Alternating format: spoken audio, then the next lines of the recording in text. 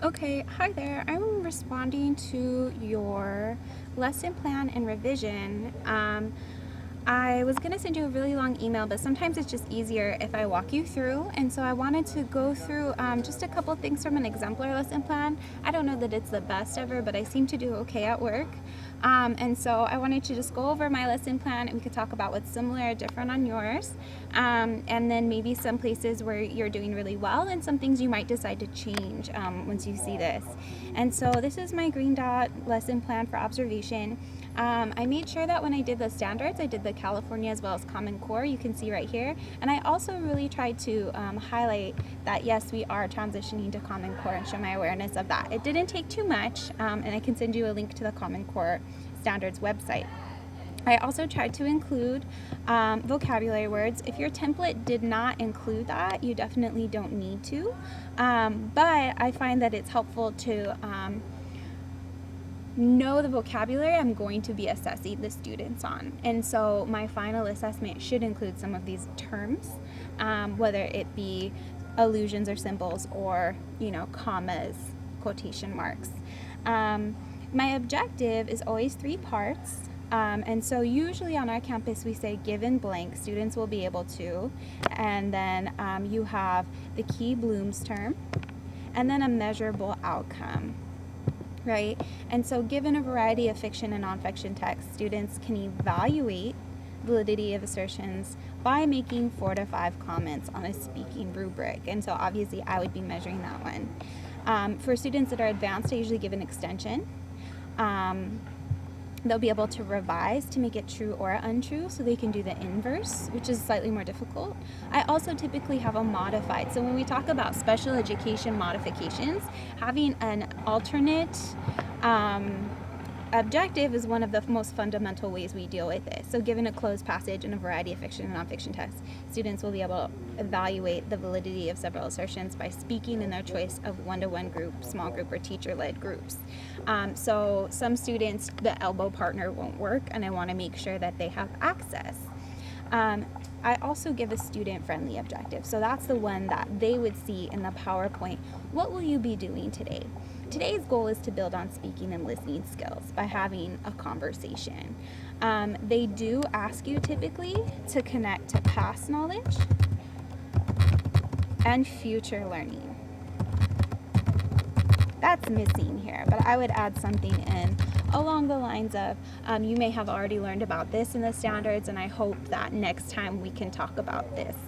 It also shows your depth of knowledge of your content area when you can connect to their past and future learning of this imaginary class, right? For my rationale, I tried to be as in-depth as possible. So I go ahead and took a look at some theory, including Nancy Atwell and De Beers readings. I also typically use examples from the class. So you wouldn't have student data, but you can say student data here, or you can do statewide data here. It is important to understand where students are. And so here you can see my seating chart. We do precision partnering. Diego would be speaking to Victor because Diego is a higher achieving student and Victor is a medium achieving student. And then our lower achieving students, Stephanie, who is an English learner, would be talking to Alondra, a medium student. It ends up helping Diego not have the frustration level of being paired with someone who's quite low, but it also helps Stephanie because she can be paired with somebody that's a little bit higher than her, but not someone that will frustrate her as well. So I always try to include that seating rationale with my lesson rationale.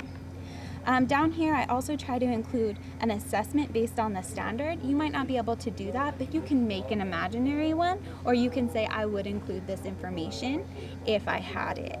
So in their most recent assessment, this was a mid-level scoring. They should be advanced or proficient on this, and it's just a matter of time. Oop, it's popping up.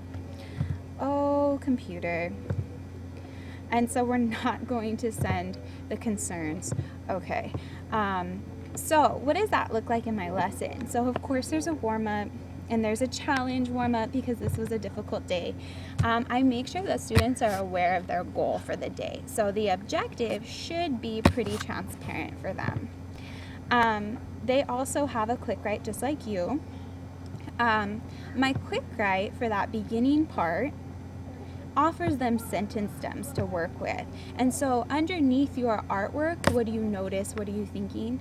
To differentiate for EL students, you might include that I agree, I'm of two minds, or I notice, I see, or even a listing of colors for them to use. Okay, so we have a system called cold calling where everybody's name goes on an index card or a popsicle stick, and I do make those even when I'm training adults. And so what I would even encourage you to do is, as you walk in and you do your pre-lesson, have everybody fill out an index card with a name and maybe a fact about themselves, so that way when you're modeling the lesson you can genuinely call on them, and maybe they'll give you a blow-off answer or go haha no, but at least you're showing that extra initiative. So really have in mind, how will you call on these people and how will you learn their names? So that's one thing that I think would definitely help with that introductory activity. I do love that you have an introductory activity. So I'm going to switch back to the lesson plan. What I try to do here is make sure that I have something we're going to do. They're going to take notes on interactive notebooks. But then also, if less than 80% are confident, are confident, I'll have extra slides that have partially filled in sentence stems that they can continue to practice on. So how will I know that they're confident? Usually I do thumbs up, thumbs down, stomp your feet, how many of you have filled out your paper. Make sure that that check for understanding is really filled out. And so you should be constantly checking thumbs up, thumbs down, or pulling cold call cards. If you pull out 5 cold call cards and no one seems prepared, then you know you need to go back. I have a teacher question bank here, and what this is instead of saying I'm going to ask questions, I go from the lowest end of Bloom's to the highest end of Bloom's. Why do you think Alice Walker would feel that way? Can you imagine if Alice Walker and Malcolm X had met? Can you create a theory about why the Aztecs found these things important? And so I do keep this on my lesson plan to show that I do have a deliberate ordering of the questions that I will pursue. And sometimes you take a left and a right from that, but you know that there is a plan in place. So even with the most rowdy class, you have a plan. Again, we would return to quotes once students had an opportunity to practice. And so I can show you So you have guided notes. These are my guided notes. I put keep going, keep copying, because they can be overwhelming to copy. I would say my critique of my own is that this is very text heavy. It needs an image, and it does need some student response. And so I have the things that they'll be learning, the sentence frames for the day. I also have an example. Walker's theory of happiness is extremely useful. So I give them the frame, but then also the example for our guided notes. Just like you have the parts of the Aztec social structure, so too, I just have them copying this, but also an example of what that looks like filled out. After this slide, I have them, of course, take a couple more notes, one more, but we do a check for understanding. Go to your quick write. Try to use these stems. And so my quick write actually feeds into my guided notes. So you might have them go back to the quick write and say, okay, use this information, reinterpret, and then do you understand or don't understand? How do you feel about reinterpreting what you're seeing? And it's a really great way to make the lesson come full circle, but also to see how they're doing. So this is what I'm saying, check for understanding.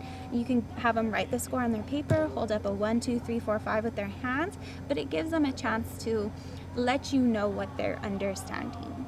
And so I think that might be a little bit helpful. And then for my students, because I got a lot of 2s that day, practice number 1. Miss Hicks says Lockeland is the best school in the world, and they had to agree, disagree, partially agree. Practice number 2. And so I literally embedded practice slides. With the adults, you probably won't use the practice slides. But what you will do is print out a copy of this PowerPoint and say, I had extra practice for you, but I'm so glad you are so smart, right? And that's completely acceptable. I think that's also really helpful when they ask you how you would support English learners and how you use data to support your practice, if that makes sense. So going back to the lesson plan, there's another chunk where they definitely get an opportunity to practice. They were practicing in groups, and so students had roles in their groups. Even when they're in partners, I make sure that the partners have a role. Tallest listens, shortest speaks first. However you can, hold them accountable. I think that accountability piece. How do you know that every single student is involved with their learning? I had my students do a zip around, so the whole group had a chance to participate. And then their exit slip for me was a combination. They had multiple choice questions that were more test-based because, look, that's green dot, and that's how it is sometimes. But then also, I wanted to make sure that they had an opportunity to use the stems in a meaningful way. So I'm going to show you in the PowerPoint really quickly. You go through the practice. Again, they have to rate themselves after the practice. We get a little celebration. I should use more images. My PowerPoints are really text heavy and boring, sorry. Looking for examples, we play bingo, zip around, oh my goodness, so much. You have them at the end write a paragraph, which I think is very powerful. Make sure that whatever you have them write at the end, that these sentence stems that you did offer in your lesson plan actually show up on the PowerPoint and are directly visible. I think that would really, really be helpful. I think for a 20-minute lesson, you definitely have a lot of the pieces in place. It's just the smaller things that they will be looking for that a lot of first-year teachers are still learning. So to recap, I really love your use of art, and I really appreciate the fact that you're really thinking about planning. I would recommend number 1, clear objective that gives content, level of cognition, improving behavior. I would really encourage you to expand upon your rationale, including past and future learning. And finally, make sure that when you say I will ask them questions, that you have some sort of question bank for yourself so that you know really what's happening. Make sure that your proving behavior really does connect to your lesson. You have them write a paragraph. Make sure that up here it says paragraph. I'm really not perfect at this, but I do know the things that I get dinged on too. I think you're going to do a great job, and absolutely, if you need anything or if this was confusing at all, email me, let me know, and I'll be happy to help. Have a good day.